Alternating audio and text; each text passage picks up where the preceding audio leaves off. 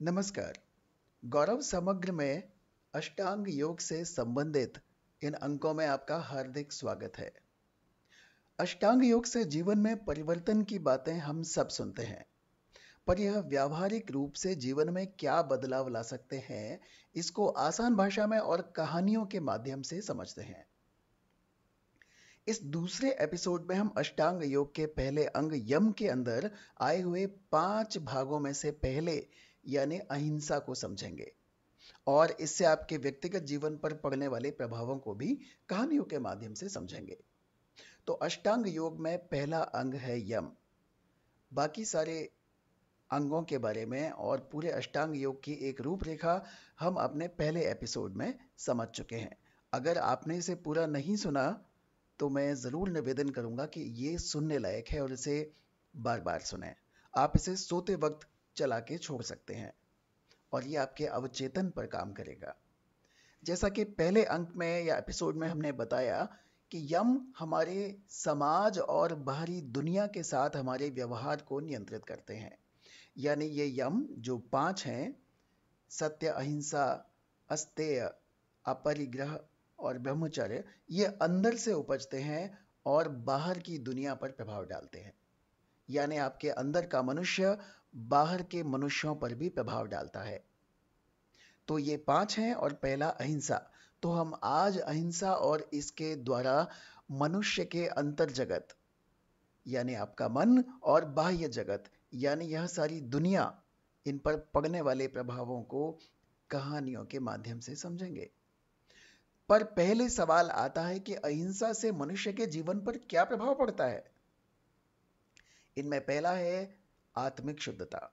अहिंसा का पालन करने से यानी नॉन वायलेंस का पालन करने से व्यक्ति की आत्मा शुद्ध होती है, व्यक्ति का मन अवचेतन शुद्ध होता है। हिंसा से मुक्त मन और हृदय आत्मिक शांति और स्थिरता प्रदान करते हैं और अस्थिर जगत केवल दुख लेकर आता है, यह हम सब जानते हैं। दूसरा लाभ है मानसिक शांति। जब मनुष्य हिंसा से दूर रहता है तो उसके मन में शांति और स्थिरता का अनुभव होता है। यह तनाव, चिंता और क्रोध को कम करने में मदद करता है। तीसरा है सामाजिक सद्भाव।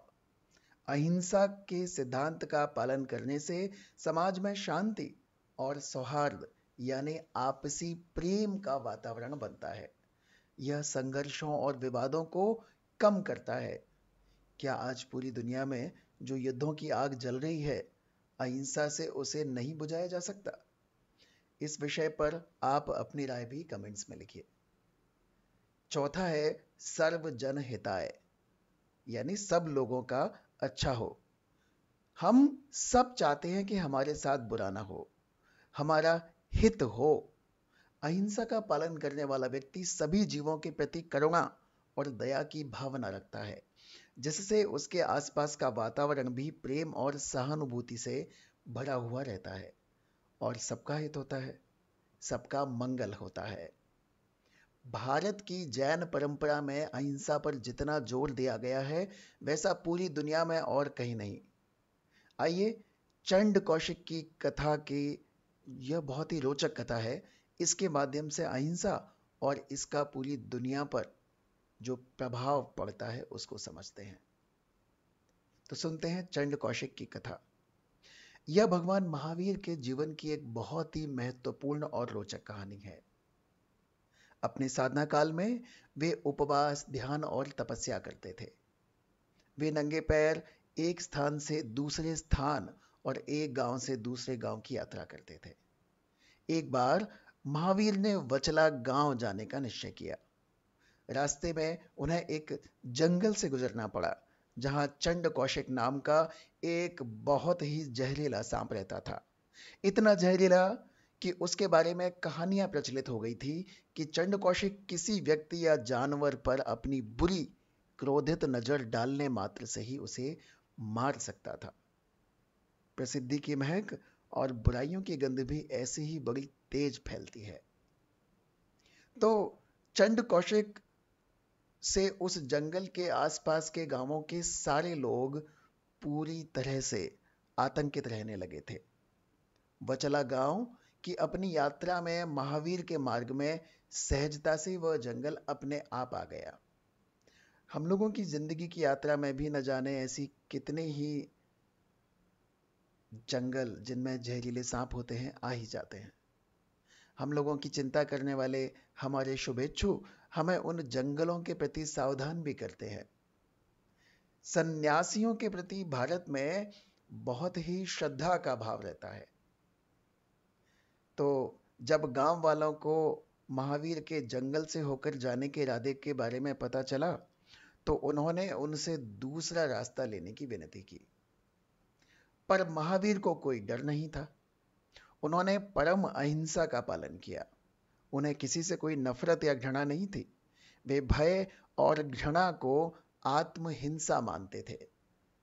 यानी ये खुद को नुकसान पहुंचाते हैं। जैसे आप हिंसा करते हैं किसी दूसरे के प्रति, तो आपको लगता है कि उसके प्रति या किसी ने हिंसा की तो सामने वाले को चोट लगी, पत्थर मारा तो उसके शरीर को चोट लगी, बुरी बात कह दी तो उसके मन को चोट लगी। पर महावीर जानते थे कि अगर अपने मन में भय और घृणा को रखते हैं तो आप खुद को चोट पहुंचाते हैं। वह स्वयं अपने लिए और सभी जीवित प्राणियों के साथ शांत थे, एक जैसे थे। उनके चेहरे पर शांति और करुणा की चमक थी। उन्होंने लोगों को आश्वस्त किया कि सब कुछ ठीक हो जाएगा और उन्होंने जंगल को छोड़कर यानी उसे घूमकर, उसे पूरी तरीके से काट कर, उसे घूमकर वचला गांव जाने की जगह जंगल में से ही जाने का रास्ता अपनाया। थोड़ी देर बाद उन्होंने देखा कि सुंदर हरी भूमि लुप्त हो रही है और एक निर्जन बंजर जमीन आ गई जहां पर पेड़ और पौधे मुरझाए हुए थे। उस विषैले नाग के डर से वो जगह पूरी तरह से उजाड़ हो गई थी।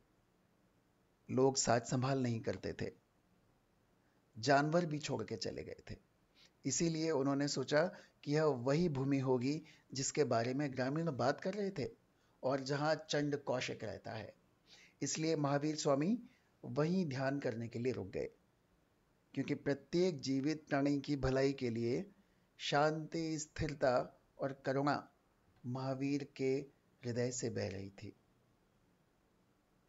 जब उस चंड कौशिक महानाग को, उस महाभयंकर विषैले सर्प को जब पता लगा कि कोई उसकी जमीन पर आया है तो वह अपने निवास से बाहर आया। उसे आश्चर्य हुआ कि वहां पर एक आदमी था।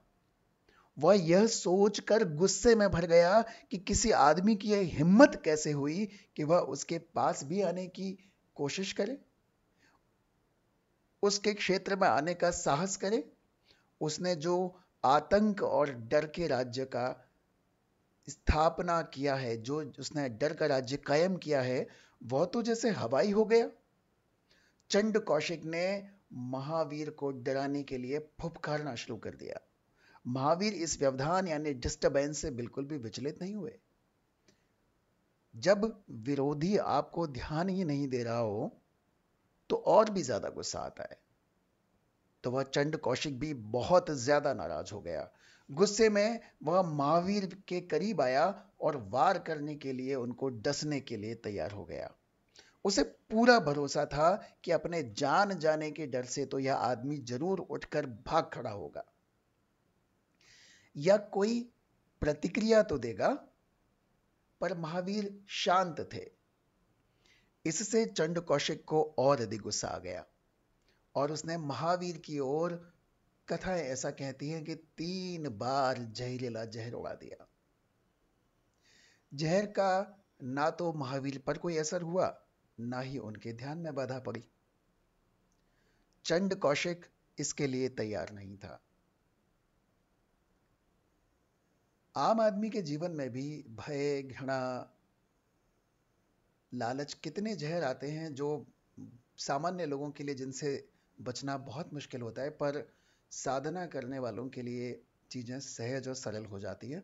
इसकी भी बहुत सारी कथाएं हैं, बहुत सारे उदाहरण हैं। तो जब चंड कौशिक का कोई भी बस नहीं चला तो अंत में चंड कौशिक ने वाकई हमला किया और महावीर के पैर के अंगूठे को काट लिया। पर महावीर पर उसके बाद में भी कोई असर नहीं हुआ। महावीर पर ऐसी चोटें न जाने कितनी हुई थी और वह उन चोटों पर, उनके घावों पर, उनके भय पर विजय प्राप्त कर चुके थे। चंड कौशिक ने फिर से महावीर को देखा और वो आश्चर्य में भर गया। महावीर ने अपनी आंखें खोली। वो शांत थे और उनके चेहरे पर कोई डर या गुस्सा भी नहीं था। उन्होंने चंड कौशिक की आंखों में देखा और उससे कहा, उठो, उठो चंड कौशिक, समझो कि तुम कर क्या रहे हो। उनके शब्दों में प्यार और स्नेह था। चंड कौशिक शांत हो गया और उसे लगा कि उसने पहले भी एक कोई ऐसा व्यक्ति देखा है। उसे अचानक अपने पिछले 2 जन्म याद आ गए। तब चंद कौशिक को जीवन की सच्चाई का एहसास हुआ और उसे लगा कि उसके पिछले 2 जन्मों के गुस्से, अहंकार और हिंसा ने उसके साथ क्या किया था। उसने अपना सिर शांति से जमीन पर झुका दिया। महावीर सहज और सरल तरीके से अपने रास्ते पर चले गए। जब लोगों को पता चला कि चंड कौशिक बदल गया है तो वह उस रास्ते से आने जाने लगे। कुछ लोग उसका हिंसा भरा व्यवहार छोड़ने से बहुत प्रभावित थे। उसको भोजन, दूध आदि अर्पित करने लगे। जबकि बहुत सारे लोग जो उनके पारिवारिक जनों की मृत्यु चंड कौशिक के द्वारा हुई थी उसके कारण बहुत नाराज थे और अब जब उन्हें मौका मिल रहा था तो उन्होंने उस पर पत्थर फेंके। पर चंड कौशिक महावीर स्वामी के संपर्क में आकर अहिंसा के महत्व को समझ चुका था। शांति क्या परिवर्तन ला सकती है अंदर, यह उसका आनंद उठा रहा था। परंतु बाहर भी यह फर्क डालती है। चंड कौशिक ने शांति को अपने जीवन का आधार बना लिया और कुछ ही समय में उस जंगल का वह हिस्सा भी चंड कौशिक के जीवन के समान ही हरा भरा और डर से रहित हो गया। अहिंसा के प्रभाव पर दुनिया भर में हजारों लाखों कहानियां हैं। आपको कितनी पता है? आप अहिंसा को अपने जीवन में पहले से किस सीमा तक अधिक पालना करने के लिए तैयार हैं? आइए इस दुनिया को बेहतर बनाते हैं अहिंसा के द्वारा, योग के द्वारा, योग के 8 अंगों के द्वारा और उन 8 अंगों के सारे भागों के पालन के द्वारा। हम जितना अधिक पालन कर सकते हैं, हमारा व्यक्तिगत, पारिवारिक, सामाजिक, व्यावसायिक और ये पूरी दुनिया, इसका जीवन अच्छा, बेहतर और व्यवस्थित बन सकेगा। इसमें कोई शंका नहीं।